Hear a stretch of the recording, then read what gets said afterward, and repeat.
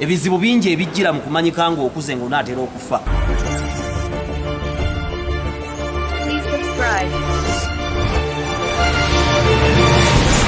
Nsaba omuntu yenna aliranye mikwano gyange bazonta abampitireko ku Volongoto manyi balwawo okuyita ku Volongoto naye mbadde nsaba bazonto mbataginge mutaginge n'omulangira Ndawusi. Ekisooka bazonto mbadde mukola video nyingi nga mulinga abasoka mupokinga muwulire Dr. T kyayogera ku byonna byempulidde bwe mwafuna award y'okweza abantu emitwalo 10 ku YouTube ne video gye mwakola gye ebiseera bino biyise.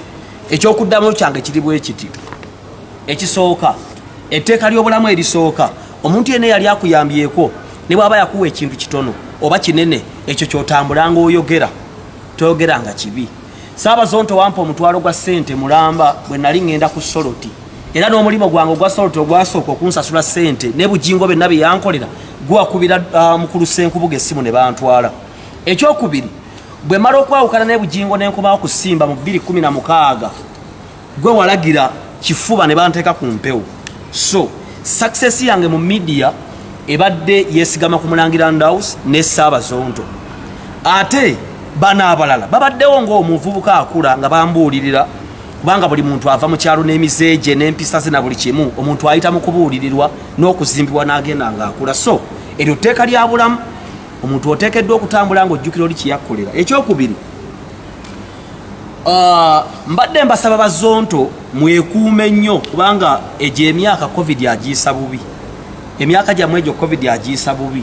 Kyannaku nnyo nti mumanyise mukuze kibi nnyo okumanyika n'ofuuka serebu ng'omeze ekiwalaata. Ebizibu bingi ebijjira mu kumanyika ng'okuze ng'onaatera okufa. Naye mbeegayiridde abamu kati mwandibadde n'okuwummulamu omudde olwa COVID-19 kubanga ayinza okubatta. Ekyokubiri njagala twetegereze ensonga zino kati tuli mu kibalo. Bazonto Bizonto versus Dr. T Amale. Tugenda kudda mu simple mathematics. Asooka Mbabaali, owokubiri Ndawusi Omulangira, owokusatu Saabazonto, owokuna Saabakaaki, owokutaanu producer waabwe akwata kamera gwe bayita Shani producer, owomukaaga tuyina Lady Zonto omukazi aliko Lady Zonto, owomusanvu tulina Opeto oba Jjajja Zonto. Atuli mutalo wa myaka bino bye mbagamba mazima kubanga nze sitera kulimba. Mbabaali alina emyaka 38, Ndawusi alina emyaka 45, Saabazonto alina emyaka 36, Saabakaaki alina emyaka 27, producer Shani alina emyaka 28, Lady Zonto alina emyaka nga 33, Opeto alina emyaka 51. Kati emyaka 38, 45, 36, 27, 28, 33 n'51 tufuna emyaka 205 nga mu 7. Kyokka Dr. T Amale ayina emyaka 28 n'emyezi 6. Kitegeeza emyaka 257 girwanyisa emyaka 28 n'emyezi 6. Kati nnoze ndowooza bannange bakama bange Bazonto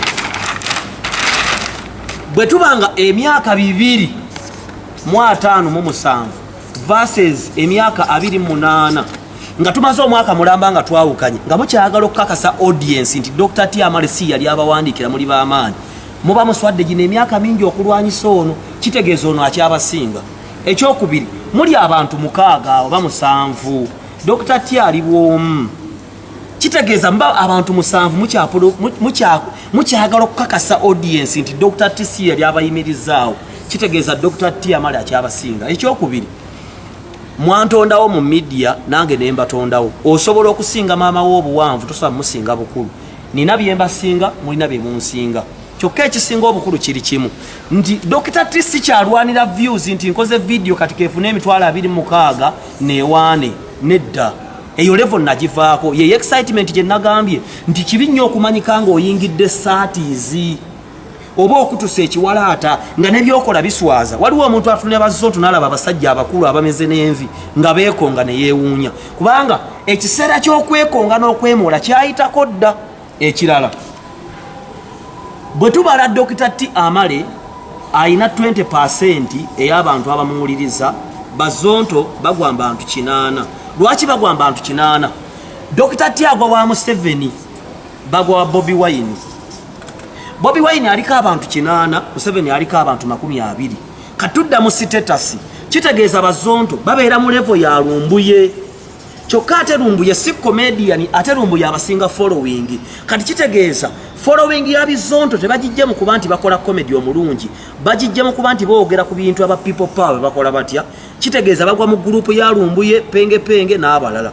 Bw'obanga oyagala okuzuula nti Bazonto temulina audience, njagala muve mu 8 mugende mutandika okukola ebiwaana Museveni, mulabo bamunasigaza views. Twakirabira ku penge olwalira atekayo video n'esiiba abantu 1500 ng'ate dda alinga wakabi. Kitegeeza Lumbuye abasinga, ate Lumbuye si comedian, Lumbuye blogger. Kitegeeza nammwe muli ba blogger ba people power, temuli ba comedian. Ekirala ekisembe bino muna nabisikulupinze. Dr. T. Amale kino mukimanyi bulungi on record.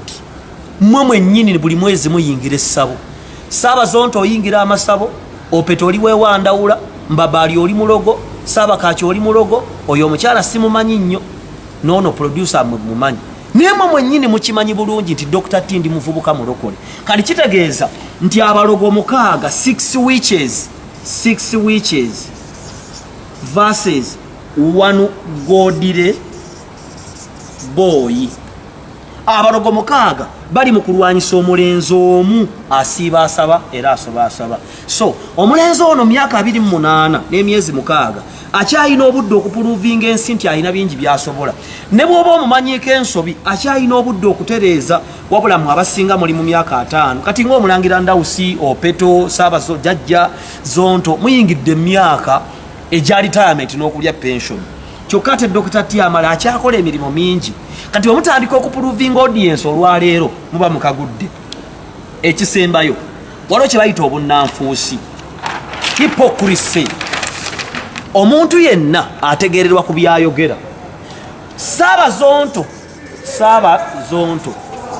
omusajja gwensinga okussaamu ekitiibwa yagamba, ffe tetuli ba politicians, tetwogera bya bufuzi, ffe tukola comedy. Oluusi by'obufuzi tuyitayoko katono, naye tukola comedy tuyingira bya bufuzi. Naye omuntu yenna ndaba ng'alina amagezi, nabo bennyini bakimanyi nti badda mu politics, pure waliwo mathematics ne pure mathematics, badda mu pure politics. Ye yabasibya n'okubasibya. Kati kitegeeza olw'ensi emaze okutegeera akamwaka mmwe nti muli balimba era muli bannanfuusi, kubanga muba mwagala twawukanye ne Dr. T. Amale lwakwogera politics, ate mmwe ne mudda side ya Kyagulanyi, olwani aba omwesigwa era omwesimbu. Naye ebyo byonna time tells. Naye kyembadde njagala obbaga mwekuume covid, kubanga mukuze. Covid asobola bayisa obubi. Ekirala si kirungi nnyo kusakyamukira. Nze maze emyaka 5 nga ndi serebu, namanyika nina emyaka 22. Kati mwe mmanyise muli Bazonto amanyisa ayina 35, Opeto nga ayina 49, Mbabali amanyisa alina emyaka 37. Gina emyaka mingi nnyo okulwana n'emyaka 28. So mbadde mbasaba Bazonto mikwano gyange, nze sibalinaako buzibu, kubanga kyemusinga okuba nti mumanyiiko mmwe mwenna mukimanyi nti Dr. T. Amale alina omutima omulungi ogutafaayo ogutali mulogo. Nze siri mulogo. Mugende mukole emirimu gyammwe, musiiba mu masabo mmwe, ago nammwe amazima mugamanyi, muli balogo. Kati muwala n'omulenzi omu w'emyaka 28 we mukolakola obuvidiyo munsokeesoke enjogere, naye muli basajja bakulu nnyo. Mbalaze nti emyaka 2, 5 kumpi mu 7 giri mu kuvuganya emyaka 28. Ekyo si kirungi. Mwekuume muleme okufa covid. Omuganda agamba nti lubaale w'omulamu tasamirirwa, ate era akuddira mu luyimba. Bw'atyo munnange taluwoomya. Kale ne Dr. T. Amale osobodde okubeera ng'ate omwewulirirako. Olutalo lukyalandira ddala wakati waabwe ate ne Babizonto, lukyagendera ddala mu maaso, era nga w'omuwulidde ekinajjukirwa nti omukulu ono Dr. T. Amale naye yali omu ku Babizonto bano, wabula olw'ensonga ezimu oba endala nabo bennyini nnyini ze bataagala kwogera kuba buli omu ayogera bibye. From the start fe abasinga obungi twali tulowooza nti obuzibu bwava ku Bobi Wine nti Dr. T Amale yagenda n'avaayo n'ayogera ku Bobi Wine ate n'agaana okwetonda. So ne bajjawo akacyankalano biki Dr. T Amale abantu ne bamutabukira. So Babizonto ne bagamba nti bannange olw'okukuuma ekibiina kyaffe omuntu omu katukole ki nga wonaaba n'ennyaanya zo n'ogamba envundu katugijjeemu erema ate kuvunza zino. So nabo ne bajjamu Dr. T Amale wabula nga Dr. T Amale ono yali muwandiisi waabwe.